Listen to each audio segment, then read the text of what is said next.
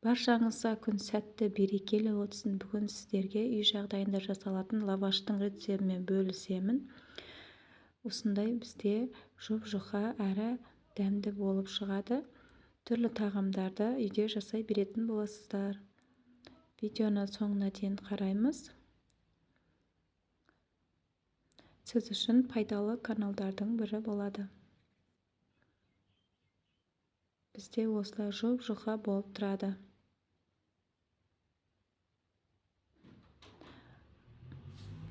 Ал ендеше рецептімізді бастайық. Ыдысымызға қайнап тұрған ыстық суымызды құйып аламыз. Және де ас тұзын қосамыз.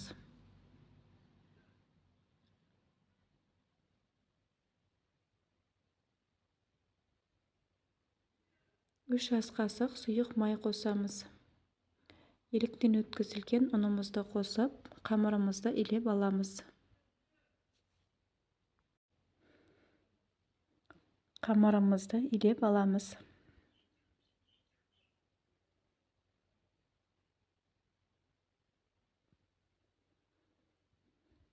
Бізде жұмсақ емес, қатты емес, орташа қаттылықтағы қамырымызды илеп аламыз.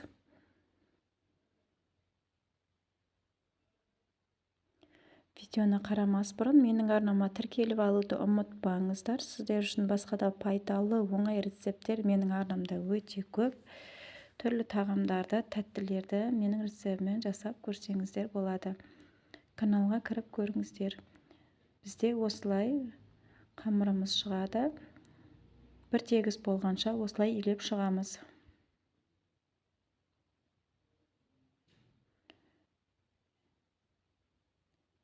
Және де осы қамырымызды кішкентай бөліктерге бөліп аламыз.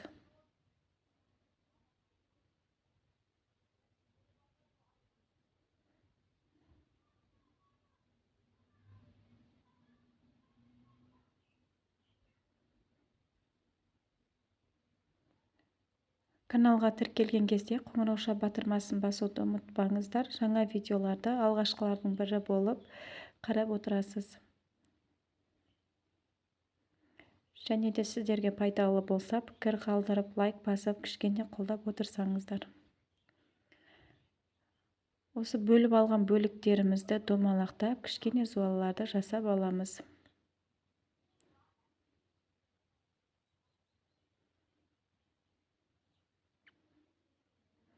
Дәл осылай барлығын дайындап алатын боламыз.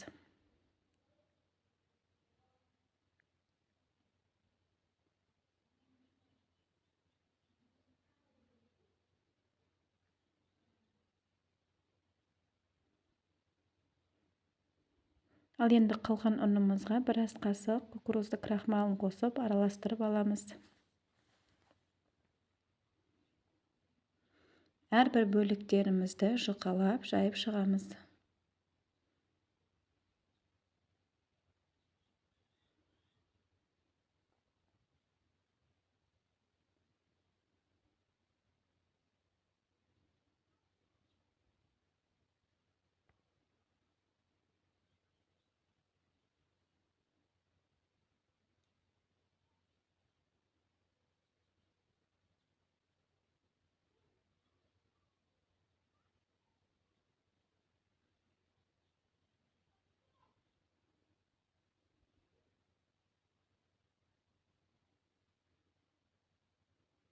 Ұнымызды сеуіп отырып, осылай жайып аламыз.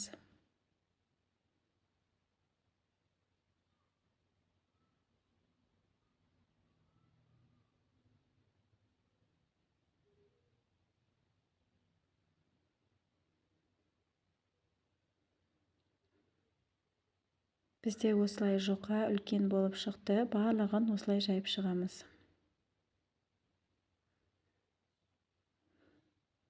Ал енді қалған бөліктерімізді жайып аламыз.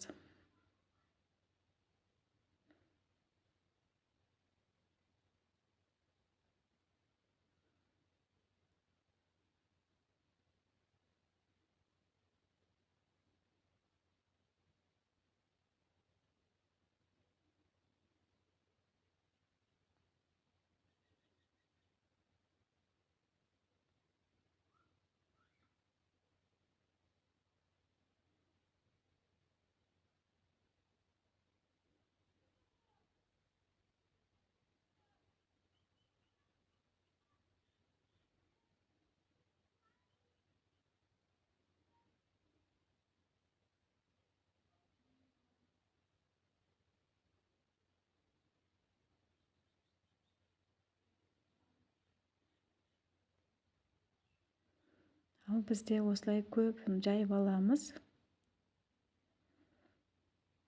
Осылай жіп жіңішке жұқа етіп жаятын боламыз.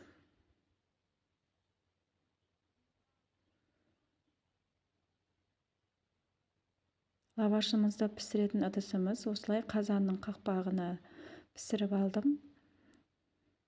Баяу отта пісіретін боламыз. Алдын ала қыздырамыз ыдысымызды.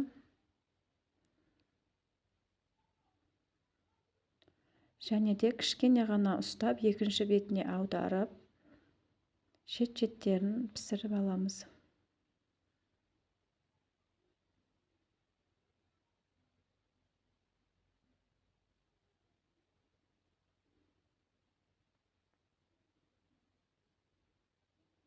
Шеткі бөліктерін осылай айналдырып отырып пісіреміз.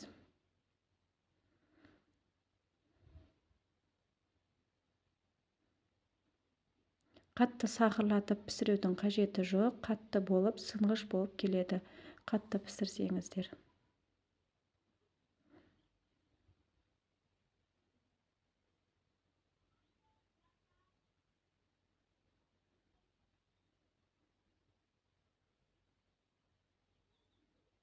Осылай айналдыра отырып пісіріп аламыз.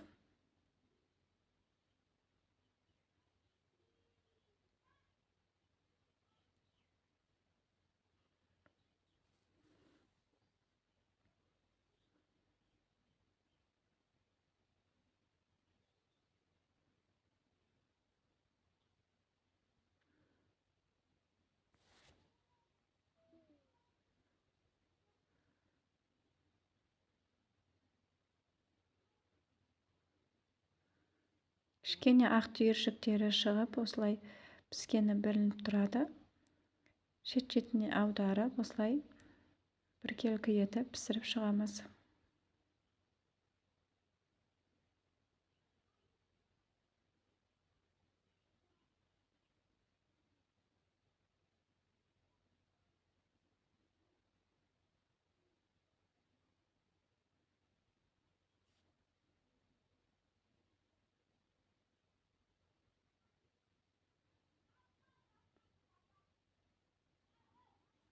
Сұрақтарыңыз болса, комментарий бөліміне қалдырсаңыздар, жауап беремін.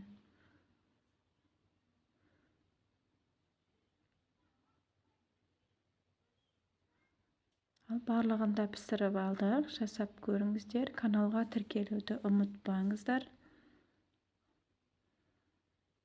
Үй жағдайында осылай жұқа, дәмді лаваш жасауды көрсеттім. Баршаңызға ас болсын.